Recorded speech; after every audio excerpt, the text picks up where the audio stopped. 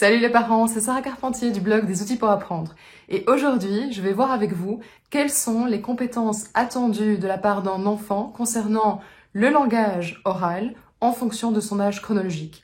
Souvent, on a du mal à distinguer entre un réel trouble de l'apprentissage et un retard d'apprentissage, simplement parce qu'on ne sait pas très bien ce que notre enfant est censé faire et à quel âge.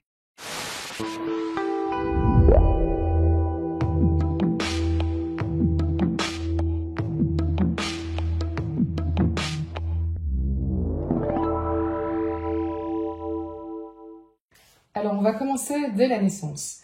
Donc, de la naissance à 1 an, on va parler chez l'enfant de stade prélinguistique.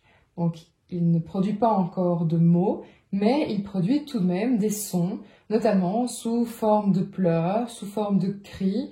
D'abord, de toute façon, tout à fait involontaire, j'ai envie de dire, simplement pour exprimer une émotion, et ensuite de façon vraiment intentionnelle pour appeler l'entourage. Donc, c'est ce qu'on appelle le babillage, qui se produit jusqu'aux environs de 6, 7, parfois 8 mois. À partir de 7-8 mois, le bébé va commencer à produire un babillage qui est un petit peu plus élaboré parce qu'il va entendre les phonèmes de la langue maternelle et il va essayer de les reproduire. C'est comme ça qu'il va exprimer certains mots, mama, baba, maman, et ainsi de suite. Vers 1 an, on peut s'attendre logiquement de la part de l'enfant à ce qu'il exprime ses premiers mots. Donc, il va petit à petit enrichir son vocabulaire et notamment, on peut considérer que entre une quarantaine et une soixantaine de mots doivent constituer en fait son registre lexical. Puis, un peu plus tard, donc vers 1 an et demi, son babillage va devenir un réel langage, car il va réellement conceptualiser en fait des idées et il va associer à ces idées des mots. Et donc là réellement il va non plus babiller, mais réellement on peut dire qu'il commence à parler. De 18 mois à 2 ans, 2 ans et demi, alors encore une fois les âges ne sont pas, les âges qui sont donnés ici ne sont pas précis au mois près. Évidemment, votre enfant, ça peut être 2 ans, 2 ans et demi, comme ça peut être déjà 1 an et demi, donc ça va vraiment dépendre de l'enfant, et il ne s'agit pas pour autant d'un retard d'apprentissage si votre enfant dépasse un petit peu, on va dire, la fenêtre linguistique qui est associée à son âge chronologique. Donc, de 18 mois à 2 ans, 2 ans et demi, l'enfant va commencer à exprimer des idées, à exprimer des phrases entières avec, par exemple, un seul mot. Donc on appelle ça le stade holophrastique. Par exemple, il va dire maman, mais maman peut signifier à la fois maman est partie ou maman est revenue, quand maman revient-elle.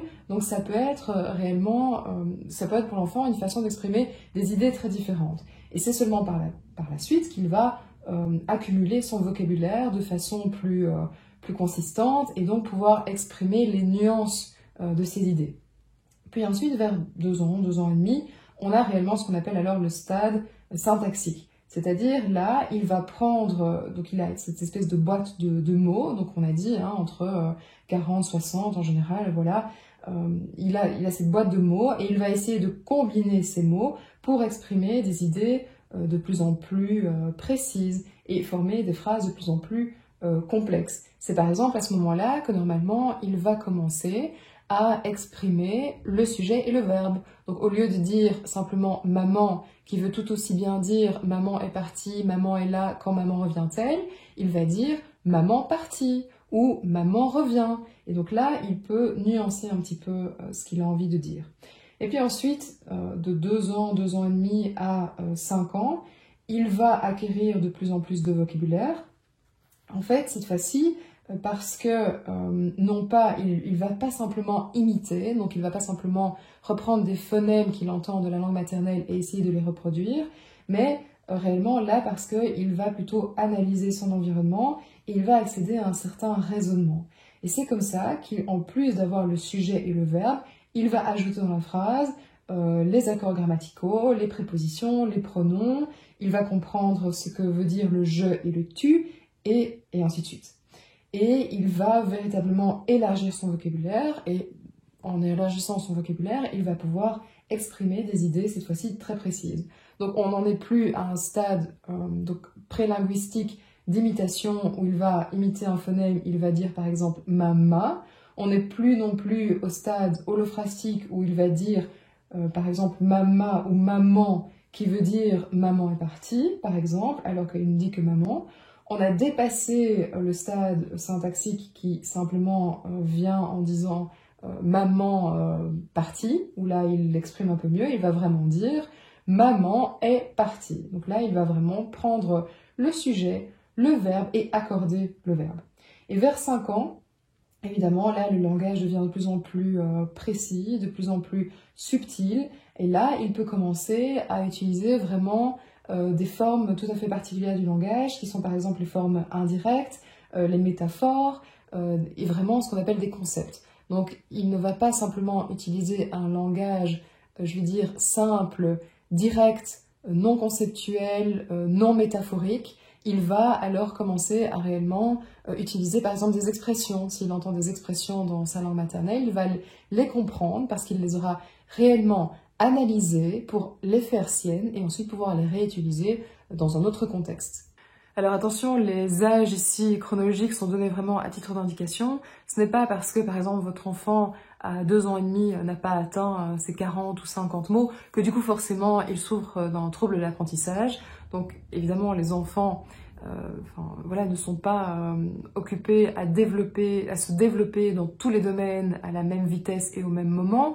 Donc il se peut simplement que votre enfant soit occupé avec tout à fait autre chose que le développement du langage oral à un certain moment. Et ça ne veut pas dire pour autant que voilà, il est dyslalique ou dysphasique par exemple. Donc bien encore distinguer le trouble de l'apprentissage qui est quelque chose qui persiste dans le temps et qui doit être accompagné par un spécialiste, notamment dans le cadre du langage oral par un orthophoniste, par un logopède, alors qu'à côté de ça, il y a des défauts d'apprentissage, des retards d'apprentissage qui sont voilà, simplement des petits délais que l'enfant a pris, mais qui vont se résorber avec le temps et avec une aide du professeur, du parent ou simplement voilà, avec la spontanéité de l'enfant. C'était Sarah Carpentier du site des outils pour apprendre.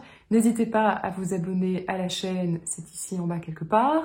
N'hésitez pas non plus à venir sur le site, vous pouvez faire des tests sympas. Alors encore une fois, des tests, c'est pris en toute zénitude. Encore une fois, le but n'est pas de mettre une étiquette sur l'enfant, c'est simplement de mieux le comprendre en tant qu'apprenant. C'est aussi savoir si vous pouvez identifier facilement ce qu'on appelle une bonne stratégie d'apprentissage et par exemple si votre enfant démontre déjà de bonnes habiletés exécutives. Tous ces tests qui sont des tests fun à ne pas prendre au pied de la lettre, vraiment j'insiste sur ce point, vous pouvez les faire en vous inscrivant sur le site. Voilà, j'espère avoir pu vous aider. Ciao!